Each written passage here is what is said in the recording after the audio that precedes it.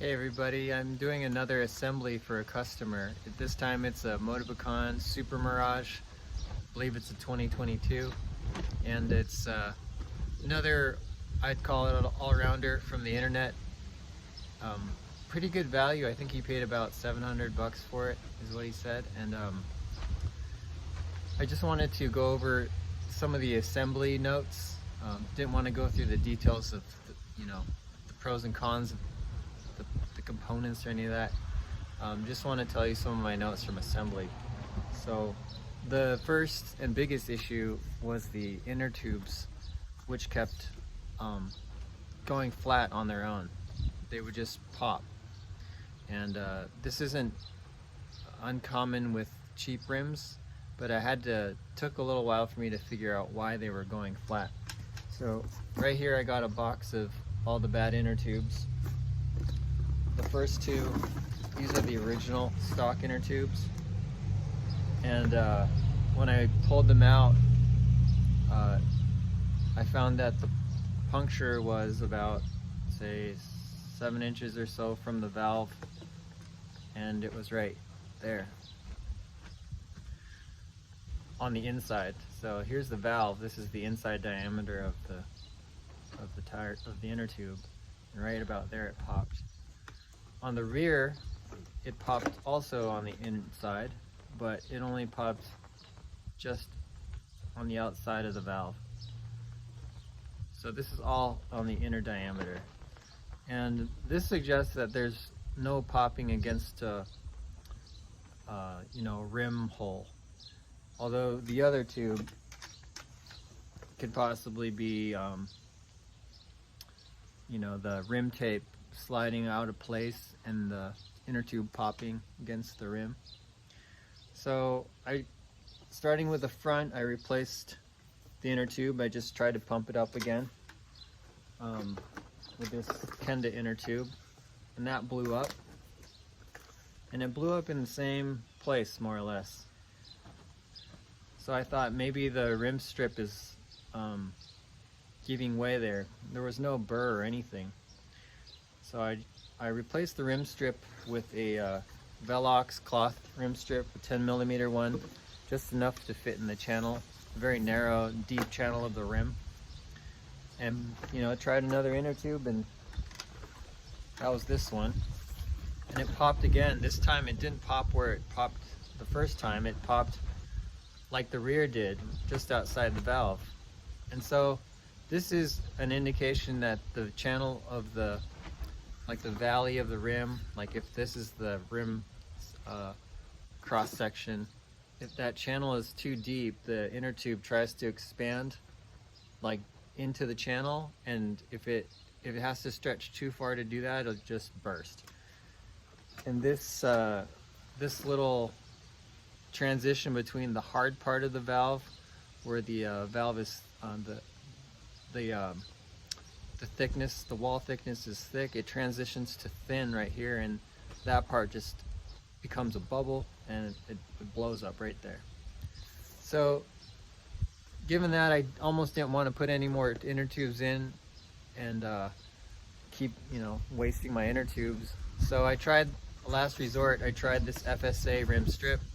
It was about 2mm wider than the rim strip that the bike originally comes with, but not too wide. It fit in pretty much from wall to wall in the rim, and when you pump up the tube, it could get down into the channel and hopefully not slide out of place and cover all the spoke holes. So put these in both rims, and this seemed to do the trick. It's not going flat, and they're at about 60 psi right now. And for this customer, I'm not wanting to go much higher than that for this particular tire size. So that's with the inner tubes. That's actually the biggest issue. The rest of the bike tuned up fairly straightforward. There was an issue with the brakes. The brake housing wasn't fully seated into the brake lever, so you go to tune up the brake cable tension, and then when you squeeze the brake, the cable tension would all of a sudden just go slack again. So I tighten up the cable again on the anchor bolt down at the caliper, and when I went to squeeze the the brake lever again, the cable tension went slack again. So I realized that the housing was just slowly creeping across the bar and into the brake lever. And I thought, this is terrible.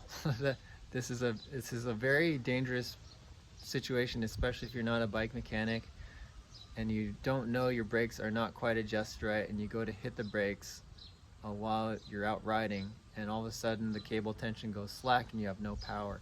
So I unraveled the handlebar tape, made sure there was no accidental ferrules installed onto the ends of the brake housing. And often when you're going into Shimano, you don't use ferrules on the brake housing. There were no ferrules, but it certainly wasn't seated all the way. So I made sure it was fully seated, then rewrapped the handlebar tape, and then I was able to do a brake adjustment. The rotors needed to be true. Needed to be trued, so were the wheels. The wheels were a little bit out of true. The tires, fortunately, seated properly and are not wobbling. They're actually pretty round and true tires. The front derailleur was a bit of an issue, trying to get that set so that it wouldn't rub the chain. I did all the standard adjustments, trying to get the derailleur height correct, the limits adjusted properly, and everything looked good, sounded good in the stand. But when I would go out to ride it, the front derailleur would always rub. So what I had to resort to was essentially opening up the cages of the front derailleur. I just bent out the outer front corner of the front derailleur just to make enough room for the chain to go through. When I was looking at the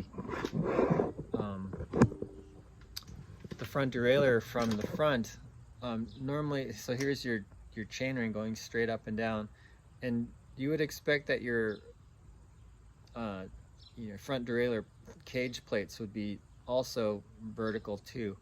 The outer plate looked like it was coming in at an angle like that. So here's your inner plate, and the outer plate was coming in an angle. All I did was straighten it out so it was parallel, and that gave the chain a little bit more space to travel through or between the cage plates, and the sound went away. So I guess everything else, like I said, went pretty smooth. The rear cassette, make sure to tighten down the lock ring because that was loose. I'm sure there's another thing I'm missing, but overall, once I got it up and running, it actually works pretty good.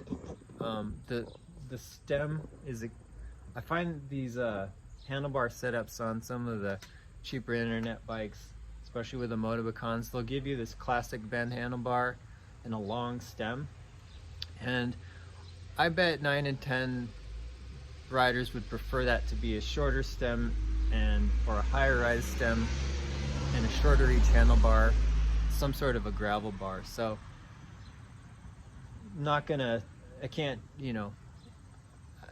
that's per person. Every rider has their own preference for how they want to fit their bike, but I got a feeling they just kind of threw those on there because